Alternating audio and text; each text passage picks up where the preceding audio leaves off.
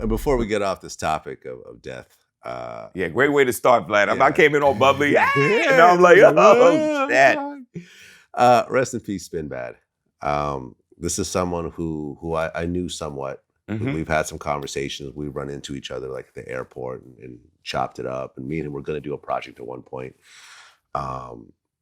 I've seen him DJ, been in the same room. He's very dope. He was only 46 years old, which is a year younger than me. So that kind of fucked me up. I still don't know what happened to him. No, I hadn't heard, the cause of. Yeah, that's what I'm saying. But certainly the whole DJ community has come out via social media, and have been a crazy outpouring of emotion. I mean, 46. That ain't shit. 46. Exactly, yeah. I know all the young kids like 40. Oh, he was already old. It didn't matter. No. Shoot. I wish 46 is I middle wish I was age. 46. It's I'll in the take middle. 46. You still got another half to go. Yeah. You know? You know what? It's so funny when I turned 50 a few years ago. Mhm. One of my daughters, she called me up from New York, and my kids are in their 20s and stuff, but they've always been like really smart mouthy. You know what I'm saying? So she calls me up and says, wishing me a happy birthday and whatever. And she says, "How does it feel to know that most of your life is over?" I was like, "What? What are you talking Okay. about? More than half of your life is probably over." Like, shut up. I'm trying to listen to that. We're gonna outlive you. Yeah, I'll show you. I'll be so old, I'll still be alive. Now wipe my ass, daughter. Yeah, man. Well, life is precious. Yeah, I mean, you know what? Yeah, and particularly to button the death sequence of our interview. To me, it's just really, really sad when young people get taken away from us.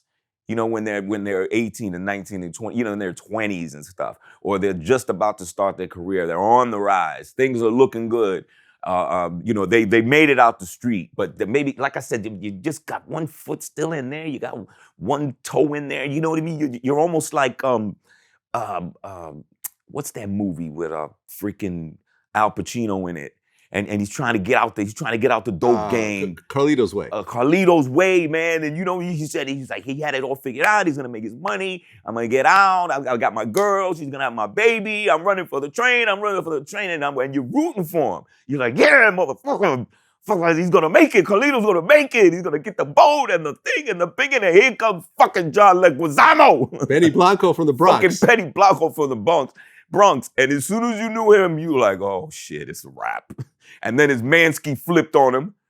Luis, whatever his name is. Yeah. And Luis Guzman. Luis Guzman, you know what I'm saying? I think I saw an interview with him one day, and he's like, yo, man, people be giving me shit all the time. Like, they think I really set him up. Like, motherfucker, how could you do that to Carlito, you motherfucker? Right, but he got shot himself, remember? He was like, hey, Yeah, Benny, he did. Yo, Benny, you ready to go? No, you stay here. Yeah, but trust me, then I cheered. I was like, that's what you get, motherfucker.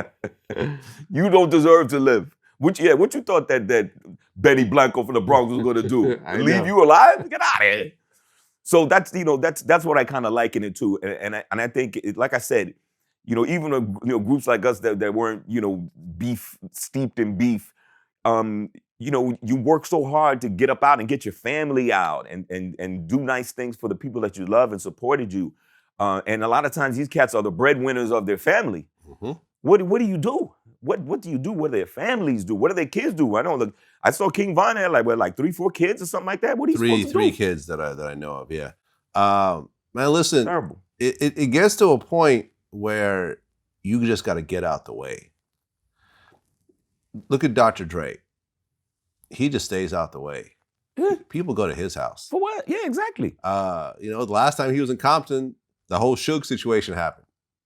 Right? Remember that? When he was filming some promo stuff for the movie, Suge shows up. Yeah. Suge ends up killing. Suge got his people out there to say, yo, man, motherfuckers over here, man. And Suge ends up killing somebody in the process and running another guy over and all that shit. But Dre wasn't anywhere there. I remember someone told me that, like someone who knows Dre said, Dre said, if they can't see you, they can't touch you. Yeah. And, listen, man, I understand that some people don't like me. I understand that, we have a controversial platform. I live in a gated community. Mm-hmm. Right now with COVID, I'm not really going out, period. But even when there wasn't COVID, I would very rarely go out to events. And when I do, I would have armed security with me. Mm-hmm. I hang out in areas where it's not a hot zone. Mm-hmm. It's not a bunch of people that like will instantly recognize me and it'll instantly turn into something. You know what I mean? Yeah, like, sure. I just get out the way and Yeah. I stay out the way and I just do my work. And I'm not in the mix because I don't have anything to prove. The mix, especially these days, the mix is crazy. Like I said, look, everybody's movements are going to be very calculated right now because of the situation that we're living in. But like I said, when I travel out of town, you got to go. You try to be as safe as you possibly can. Go with people that know the terrain, know the turf, got juice. If we're in Houston, then we're good because you know what I'm saying. Because they know we know Jay. You know what I mean. So we're good. Places like that. You know what I mean? If we're in Atlanta, I know. If we're in Houston, we're good. If we're in Dallas, we're good. And you can't just go any old place anymore. You just can't. So and especially out here in LA, when we do go places, we go to exclusive. We go to not that are better than anybody else, but those are the places that we have access to that we feel comfortable at. That have other people like us. So. It's just trying to make moves and ultimately to feel safe in your own skin so that you can enjoy what we've all worked so hard to do.